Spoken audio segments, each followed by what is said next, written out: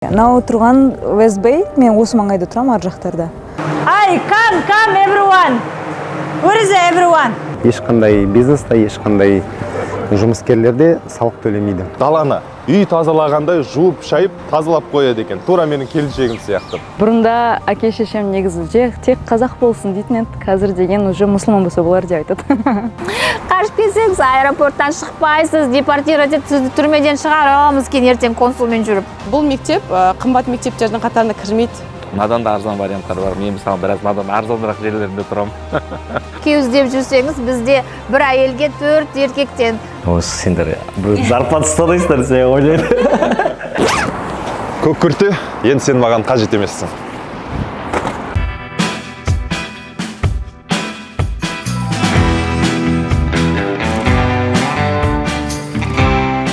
Ассалаумағалейкум жолаушыларым. Бұл бар қазақтың басын бір YouTube арнаға біріктірген жалғыз жолаушы жобасы. Сіздердің көңіл күйлеріңіз жақсы болса, бүгінгі шығарылымды бастаймыз. Біз Қатар еліндеміз. Бұл жерде мыңдаған қазақ өмір сүреді. Бүгін солардың өмірімен танысамыз. Ендеше кеттік. Қатар елі туралы жаңалықтан көп естіген шығарсыз. Олардың ақшасы көп, жай ғана көп емес, өте көп. Әлемнің ең бай 5 мемлекетінің қатарында Қазақстанның Береке банкін, Қашағандағы 2 газ өңдеу зауытын, Теле2 мен Алтел брендтерін сатып алып жатыр. Қатарлықтардың Қазақстанға салатын жалпы инвестиция көлемі 20 миллиард доллар. Одан бөлек, соңғы жылдарда мыңдаған қазақ Қатарға жұмыс істеуге аттанған. Олар шұрым-бұрым қызметте емес, басым бөлігі мұнай, газ, IT саласында. Әлемдік Weatherford мұнай компаниясының Қатардағы басшысы қазақ. Сұнуну жеткізу қызметінің IT мамандары да қазақтар. Нақты білмеймін, бірақ осы компания басшысының жары да қазақ деп естідім. Саламатсыз ба? Ой, кіріңіздер. Аяқ киімімізді сырттан шешіп кетеміз сразу. Кіріңіз. Дастархан жайып қойдық. Дастарханда құрт, балғаймақ, жеміс-жидектерінен дәм татсын деп сізге. Жүріңіз, үйді көрсетейін. Гостевая уборная деп айтылады да, қонақтарға арналған. Обязательно қайтып кіру керек. Обязательно сізді баламыз ұстап алады. Айттыңыз ба деп. Мынау менің офисым деп. Мынау кухня біздің. Күніміздің көп бөлігі осында өтеді ғой. 2 bedroom, 2 жатын бөлмесі бар. Бірінші балалардікі, сосын біздікі. Бұл мастер bedroom деп аталады ғой. Сосын 2 баланың уборная. Мына жақта біздің мастер bedroom, мастер жататын бөлмеді. Жолдасым екеуміздің жататын несі. Мына жақта өзімізге бөлек әжетханасы бар. Өзіміздің гардеробная, мини гардеробная да. Алғанда бірден 1 жылға аласыз, 1 жылдың ақшасын төлеу керек. Келсесіз, 4-ке бөлесіз ба, 4-ке бөлсеңіз кішкене жоғарырақ шығады. Егер бірден 1 жылды төлеп жіберем десеңіз, онда скидка беріледі кішкене компаниялардан. Қазір көршіге барсаңыз да бірдей жиһаз, вилла бәрінде барсаңыз, бәрінде бірдей жиһаз. Тайынеміз жақында келіп кетті, 1 ай бұрын сіз Құдай қонақ болдыңыз. Дәл свежий етпен қаз алып келді, ет алып келді. Соны жаңа асып қойдым, шығарып қойдым. Енді тағы қонақтарымызды күтіп жатырмыз. Соған сорпасы дайын. Жолдасыма сыйлық берді деп. Сыйлығы жолдасымның. 20 микс машинка қосқанда не істейді? Тесто замешивать етеді. Тесто елейді. Қамыр елейді, тамақ пісіреді. Түрлі несі бар. Измельчитель бар, кішірейтеді. Менің номер 1 помощнигім, көмекшім менің. Енем үйреткен. Қорған ұнамайды бізге. Жуа тірі болып істелген ұнайды. Үстіне майын құя қоямыз тек. Ассалаумағалейкум дер. Қоя салам.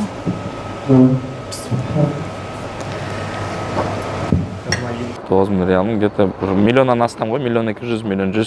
Надан да арзан варианттар бар. Мен мысалы біраз надан арзанырақ жерлерінде тұрам. Наданда қымбат жерлер бар, қазақтарымыз бар, ондай қымбат жерлерде тұратын. Қазақтардың көбі жақсы жерлерде жұмыс істейді. Любой бизнесте жұмыс істейтіндер жаңағы тұратын жерлерін жасап береді. Бірақ тұратын жерлерін анасына қарай, зарплатасына қарай, вид на жительствосын соған қарай береді. Come everyone. Where is everyone? Hello. Khalifa, come. Mehdi, come. Where is come? Come, Khalifa. Сіз қатал басты сияқты. Қатты емес. Жақсы көреді бұлармен. Атиф, how are you? Alhamdulillah. Қазақстанға тіл білген жоқпын келген кезде 2011 жылы. И ол жерде мені ең кішкентай көмекші повар қылып алды. Картошка не тазалайтын. Ну, сонымен кіріп кеттім, бірақ 6 айдың ішінде позиция алып, тез-тез өзімнің опытымды көрсеттім. Моменттер болады, адамдар сені төменге түсіреді, моменттер болады, адамдар сені жоғарыға көтереді. Оның бәрін өту үшін strong personality болу керек. Давид Ветхам келді, Рональдо келді, вилламызда қалды. Сосын деген біз оларға тағамдар дайындадық, шоу көрсеттік, неше түрлі. Жұмысқа келгендер қысқа уақыт жұмыс істеп кетіп қалады. Сондықтан біз қазір Қазақстанда адам алуды кішкене тоқтатып тұрмыз.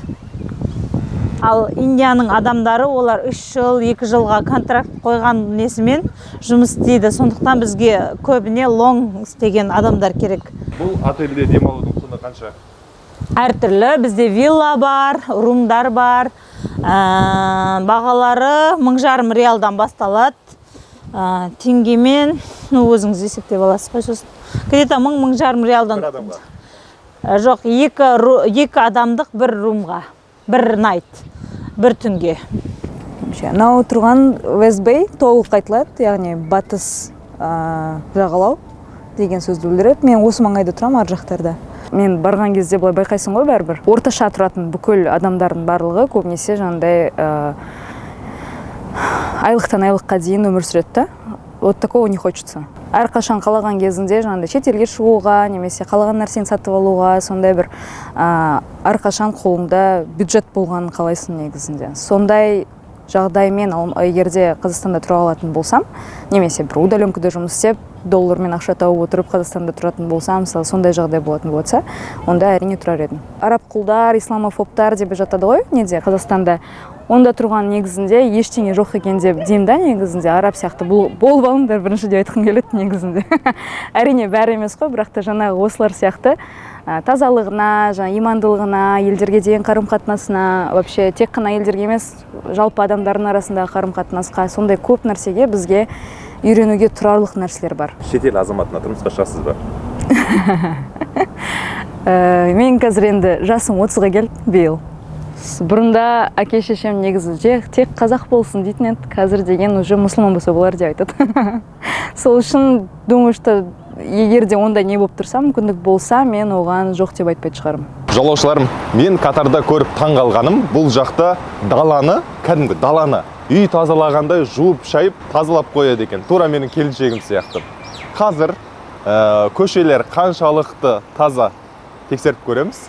Ол үшін мен ақ шылық алып келдім, осыны киіп қазір жүріп айналып өтем. Қазір көреміз енді қаншалықты таза екенін. Айналып жүрейін. Енді мені біреулер көрсе, мынау не істеп жүр деп, есі дұрыс па деп ойлайтын шығар. Мына жер енді қоғамдық орын, күніне мыңдаған адам былай өтеді. Мінекей енді болған шығар, иә? Біраз жүрдім. Енді қараңыздар, достар. Міне. Қанша құмды аймақ болса да өте таза. Аяқ киім алу артық шығын сияқты. Жалпы қатарлықтар өздері аяқ киім кимесе де болады екен негізі. Камералар көбейіп жатыр. Рұқсат етілген лимит 80 км/сағатына. Fast line дейді, жылдам жүретін линиялар болады. Мен өзім 3 рет айыппұл алдым. 2 рет дұрыс емес орын жерде парковкаға жасағаным үшін 300 реалдан төледім. Және де 1 рет жылдамдықты асырғаным үшін ол кезде 500 реал төледім ойдым. Жалпы Катарда оған қатты қарайды. Жол ережесін бұзып, дрифт жасап, біреулерге бөгет жасап, қатты жүріп келе жатып, артына келіп жарық жағып, қысып, сөйтсеңіз, сізді камераға түсіріп не істесе, онда жазалайды. Машинаңызды кәдімгідей бұзып тастауға дейін барады. Исқали мырзаның айтқан сөзінің жаны бар. Мысалы, ақ қара түсті мына Toyota Supra көлігіне қараңыз. Арлы-берлі шайқалып, жол көлік ережесін бұзады. Оған тәртіп сақшылары қандай шара қолданды? Әрине, үлкен көлемде айыппұл салды және көлігін алып, қиратып, бұзып, үгітіп, ұсақтап тастады. Иә, Катар билігі заңға өте қатал. Ал сіздер айтасыздар, Қазақстанда заң қатал, штрафстанға айналды деп. Бізде осындай жол көлік ережесін бұзса, жай ғана қоғамдық кешіріммен құтылады ғой, кішкентай айыппұл төлеп. Катар елінде салықтың жоқтығы. Ешқандай бизнеста, ешқандай жұмыскерлерде салық төлемейді. Ол өте бір үлкен плюс деп айтса болады. аромамаркетинг компаниясын ашып, осында сол салада жұмыс істеп жатырмыз. Ароматтарымыз Франция, Швейцария елдерінен келеді, өте жоғары сапалы. Әр мекемеге кірсеңіз, араб елдерінде олардың өзінің арнайы иістері бар. Бұл олардың жалпы визитный картасы, логосы болады. Үлкен аппараттар да бар, кіші аппараттар да бар. Сол үлкен аппараттардың бірі осы.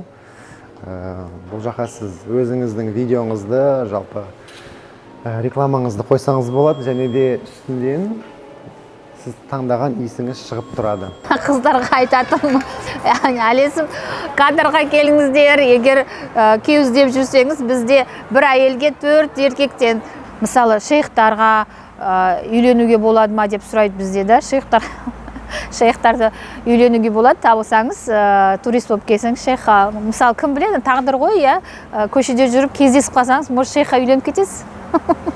Асында шейхқа тұрмысқа шығу үшін керемет қыздар болады ма негізі? Бар, бізде қыздар шығады, қатарлықтарға шыққан қыздар бар.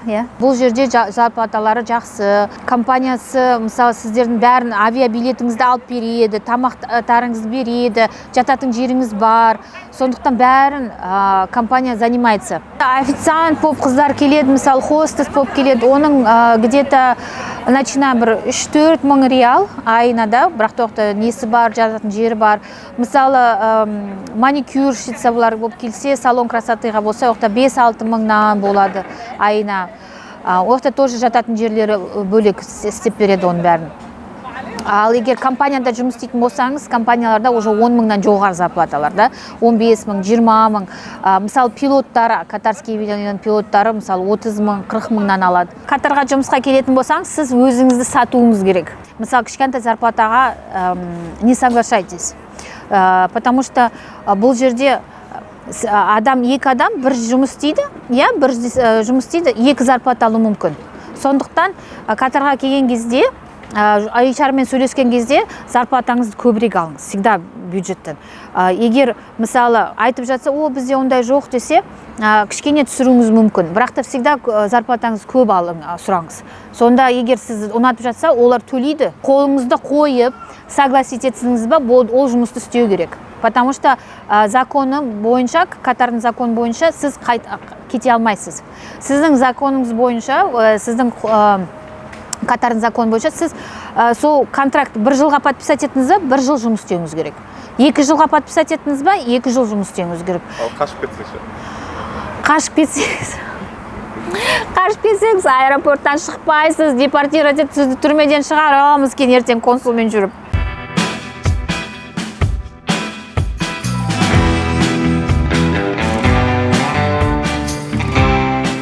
Бұл жанармай құю бекеті. Иә.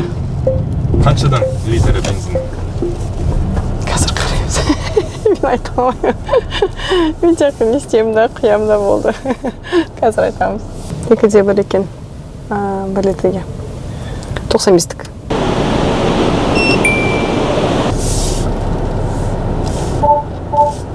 Біз менің балаларымды мектептен алуға келдік. 2 баламыз 3-ші және 1-ші сыныпта оқиды.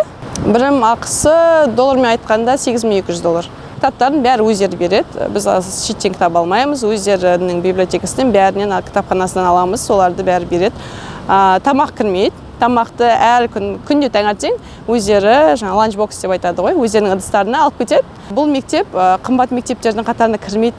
Арзан мектептердің қатарына кіреді негізі. Баяғыда бастауышта есімде ғой, бәріміз тап-ауыр тасып жүретін едік қой. Бәрінде осындай немен тасып жүреді. Көтермейді, ауыр көтермейді. Соған да қуанасың. Бәрі ата-анасы әкеліп тастайды, алып кетеді. Даже өздерін жүрмейді, мына жақта охрана. Thank you. Катардағы бала бақшалар балаға барлық затты істетеді, әртүрлі. Қопырап та ойнайды, бүлдіріп ойнайды, краска істейді, үстін $8,500. Бірақ ішіне тамақ кірмейді. Таңертең 7-ден 2-ге дейін тамақты өзіміз күнде алып келеміз. Айта кетейін тағы қазақ жастарына Катардың үлкен деген университеттерінде, жоғары оқу орындарында білім алуға мүмкіндік бар. Және де ол 100% грантпен оқуға болады. Сол туралы қандай да сұрақтарыңыз болса, көмек керек болса, хабарласыңыздар. Катар Airways'ның несінде тұрғам, регистрациясында. Сол жерде катарлық әйел тұрды да, қолында бір 2-3 чемодан бар, мынандай үлкен. Соны былай күтіп тұр, біз деген өзіміз көтеріп ананы былай қойып атамыз ғой неге висыға. Ана қыз күтіп тұр да, то есть для нее это норма, что для нее поднимут чемоданы и поставит кто-то.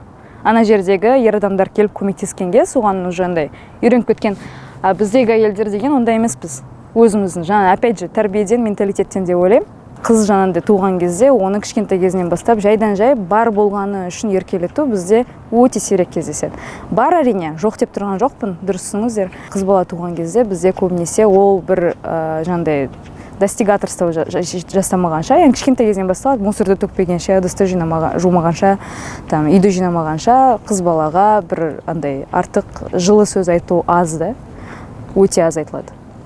И сосын просто ол қыздың өзіне деген сенімділігі сөйтіп кішкентай кезінен бастап уже қалыптаспайды.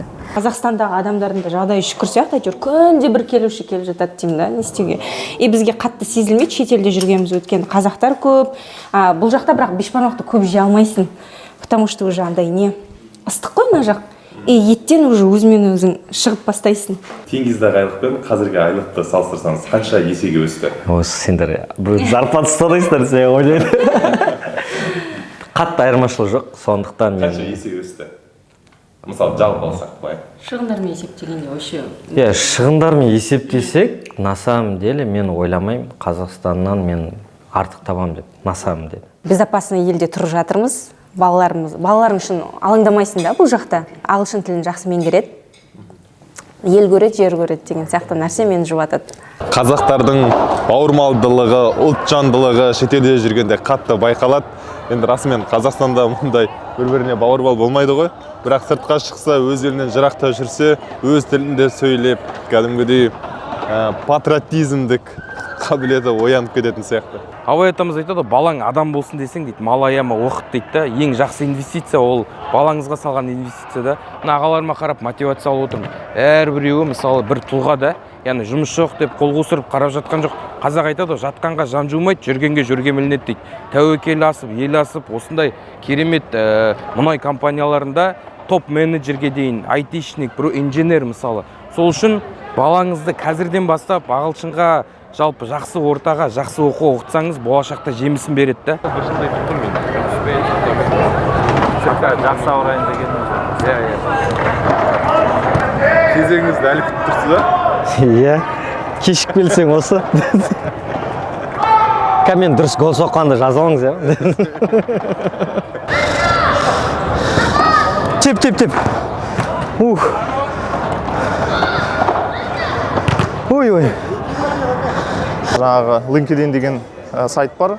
Сонда өзіңіздің профиліңізді жасасаңыз, сол кезде сізге рекрутерлер шығады, немесе жаңа компанияның өзінің адамдары шығып сізбен хабарласып, сізді жұмысқа шақыруы мүмкін. Біріншіден ағылшынша білу керек, әрине, өйткені бұл жерде көптеген ұлттар жұмыс істейді. Екіншіден білікті маман болуыңыз керек, өйткені бұл жерде басқа ұлттармен осында келіп жұмыс істеп жатқан бәсекеге түсесіз. Отбасылық визаны енді ғана алып жатырмын, келгеніме 3 айдай болды, сондықтан осы 3 ай уақытта кішкене қиындау болады енді. Мына отбасылық адамдарға, тем более еркек адамдарға қиындау болады. Аллахқа шүкір, айтады ғой, әрбір баланың өзінің нәсібесі болады. Әрбір бала өзінің нәсібесімен келеді. Сондықтан деген шүкір Аллахқа менің табысымның артуы осы балаларымның болуынан деп білемін. Аллах тағала менің табысымды да арттырды осы балаларымның болғанынан. Аллаға шүкір, енді Аллахтың қалауымен жүрміз ғой осындай күшті жерлерде, бірақ осының бәрі просто келе салмады да. Қанша білім, қанша күні түні оқыған оқулары, мысалы ше. Біз үйленген жылдарда түнімен отырып жұмыс жасаған кездерін көрдім да. И оның әйтеуір бір мақсаты болатын да. Жақсы бір жерден көріну, жақсы жерге жұмысқа тұру деген сияқты. Мен ойлаймын, білім алған бала жерде қалмайды, әйтеуір түбі бір жерде жарып шығады. Сол үшін мен өзім інілеріме де, сіңілеріме де үнемі айтып отырамын да, білім алу керек, тіл білу керек. Катар уютный, тыныш, жанұямен тұрғанға өте жақсы жер деп есептеймін. Дубайдан Катарға келген адамдардың, енді мен танитындардың 100% деп айта аламын. көбіне Катар Дубайдан қарағанда больше ұнады. Енді ол енді адамға анасына байланысты ғой. Бір чемоданға бүкіл өмірің сыяды екен негізі, если қыссаң. Сонда бір чемодан жинап отырған кезде, а может не надо деген ой келді да. Қайтем мен осыны деген сияқты, осыны өз-өзімді осы стресске вгонять етіп деп. Заттарымды жинап отырмын, мен как раз что-то Виктор Цойдың өлеңін тыңдап отырғам. Сол кезде тура сөздер айтты да, она типа, и вот ты стоишь на берегу и думаешь, плыть или не плыть дейді. Тыңдап отырмын да, я говорю, блин, вот это жиза, короче, деп, өмірді айтып жатыр нағыз деп ше. Чемодан жинап қойдым, ертеңіне аэропортқа бардым, сестрам мені шығарып салып тұр. Сол кезде қолымда уже билет, бүйтіп чемоданды неге қоюым керек ше, жаңағы таразыға. Сол кезде ойлап тұрмын да, жаңағы сестрама қарап, а может не надо дедім. Ол айтты, сен қуасың ба дейді маған. Жолаушыларым, бұл шығарылым сіздерге шабыт берді деген ойдамын. Көрдіңіздер қазақ бауырларымыздың өмірін. Әрине, олардың жетістігінің түбін қазбаласаң, еңбек пен білім жатыр. Сондықтан достар, білім алудан, еңбектенуден еш уақытта жалықпаңыздар. Айтпақшы, бар қазақтың басын бір YouTube арнаға біріктірген жалғыз жолаушы жобасы өз демеушісін, өз серіктесін іздейді. Егер арнамызды қолдаймыз десеңіз, міне төменде Каспи нөмірі көрсетілген, және серіктес болам, демеуші болам деушілерді біз қуана-қуана қарсы аламыз. Бұл ұлттың игілігіне жасалған жобаға сіз де ат салысыңызды сұраймыз. Арнаға тіркеліңіз, сау саламатта көріскенше.